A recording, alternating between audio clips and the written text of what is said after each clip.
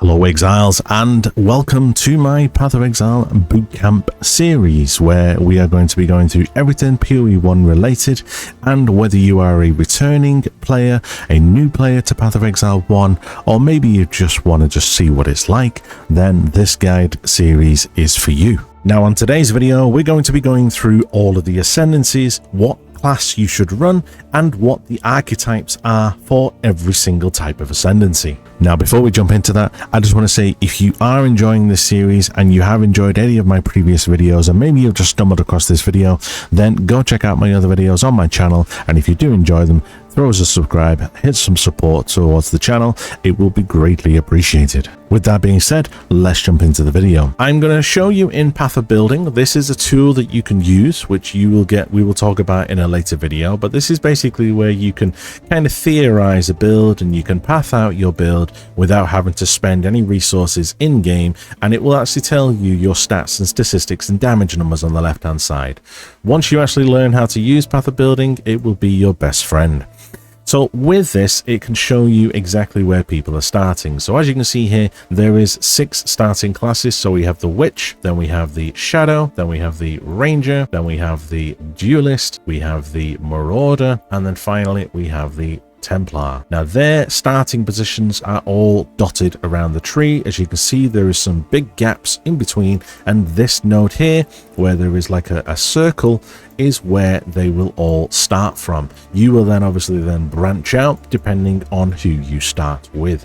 So if you wanted to start with, let's just say Templar, obviously you could then go out this way, path out here, and then go wherever you wanted. So if you wanted to go for a brand build, you could go there, then go there, and then head up there for there to get all the brand skills.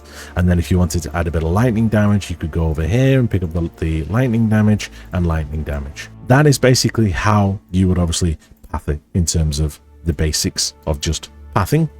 In terms of which character do you want to play as, that is entirely your decision, and I'm going to run through the archetypes with you now. So first of all, Witch, as you can imagine, it's all intelligence based. She has 3 ascendancies. One is based around curses, cold, and chaos. One is based around elements, so ignite, chill, and shock, and also golems. And the other one is all based around minions. So you decide which one of them you prefer. If you wanted to play as a Shadow, with a Shadow, there is 3 different archetypes. You have an Assassin, which is based all around crit.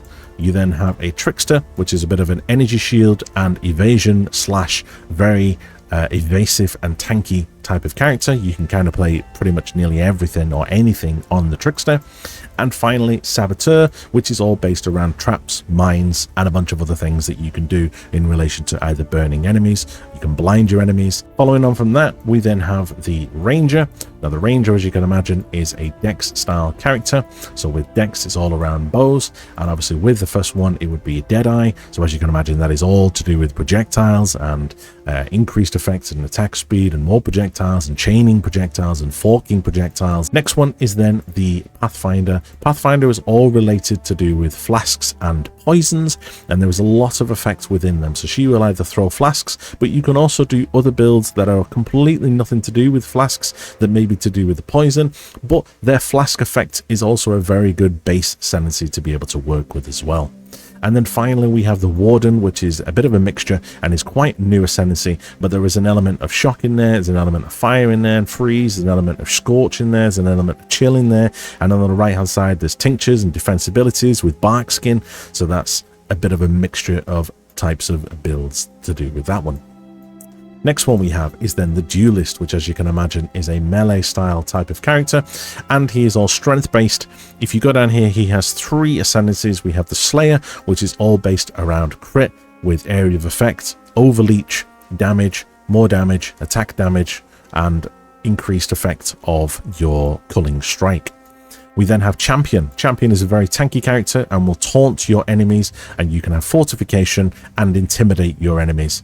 Then we have the Gladiator, which can obviously have a lot of block. They can blow up their enemies if they are bleeding, and we can have retaliation skills which can re-trigger, and we get more area of effect, more critical strike chance, and we can do attrition, and we can make attack or spell damage if if we're blocked recently. So that is the Gladiator.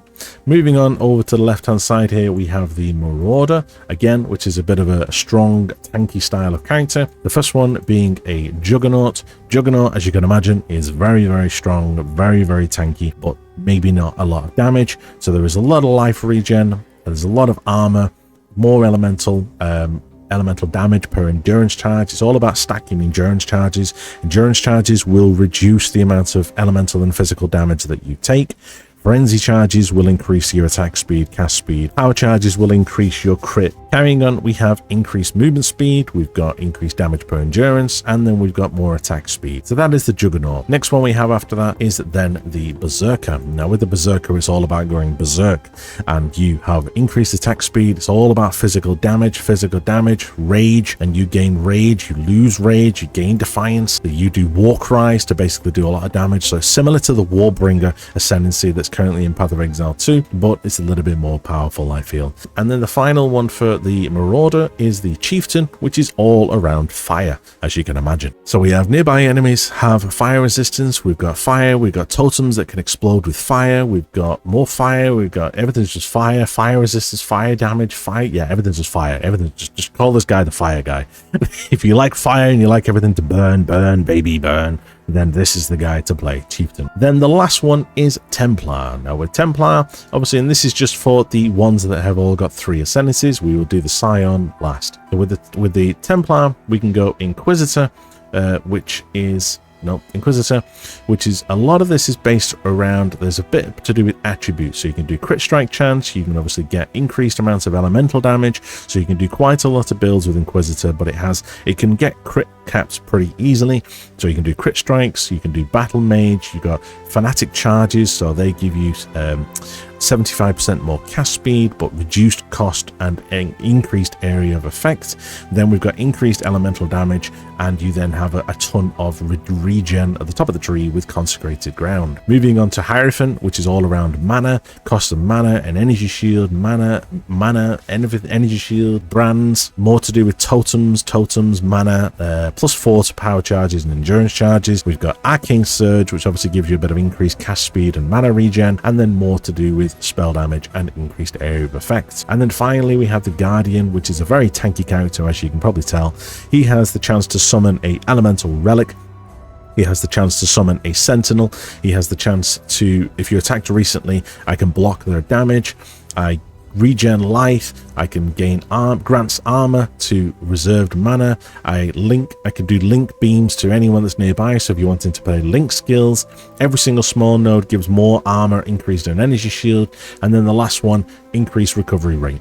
So as you can imagine, there is a bit of a mixture here, and with the Templar, there is a bit of a mixture. So the Witch is fully intelligence, the Shadow is dex and intelligence, then the Ranger is full dex, then the Duelist is strength and dex, then the Marauder is full strength, and then the Templar is a bit of strength and intelligence. So it's a bit of a mixture, a bit of a few hybrids. The final one, as you can imagine, is Scion. Now Scion starts in the middle of the tree, as I've activated her here, but she doesn't really have like a skin. She has this ascendancy, which is down here.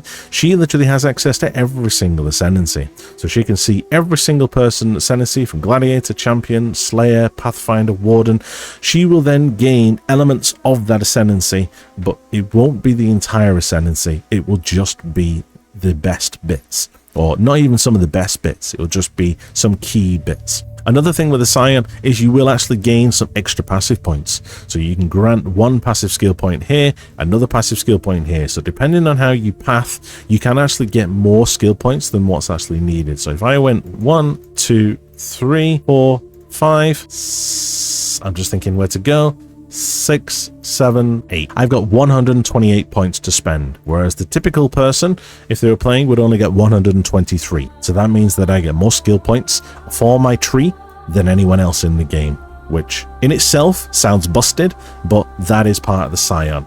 But with the Scion, it is a very, very expensive build sometimes to be able to get it off the ground and actually get a good functioning build to work. One thing to know though is, even though I've named all of these archetypes and all of their different types of skills and what they play, you can literally mix and match whatever the hell you want.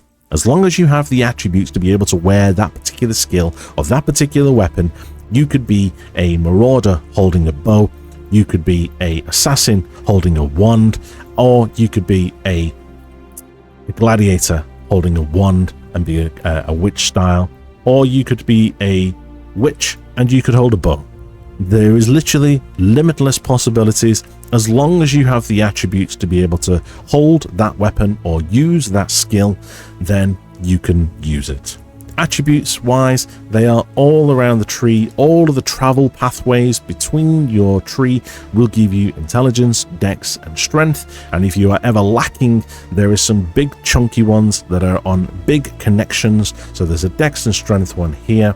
Over here, another dex and strength, and as you go around the tree, usually the areas which in the dex side of the tree they will be lacking in strength and intelligence, and in the intelligence side of the tree they may be lacking in dex and strength. That is what they do. So they basically put the opposite on the opposite sides of the tree to help you. And that is basically it in terms of the ascendancies. And that is basically it, guys. I didn't really want to go into too much detail just because with the Legacy of Phercia coming up, these ascendancies are actually not going to be here. We're going to have all of the new ones, which are quite funky and they are quite kooky, and I cannot wait to have a play of a few of them. Let me know in the comments what build you are going for the new Legacy of Phercia, and what I may do at a later point in time is I may come back and I will revisit every single one of these ascendancies in a little bit more detail if that is what you want.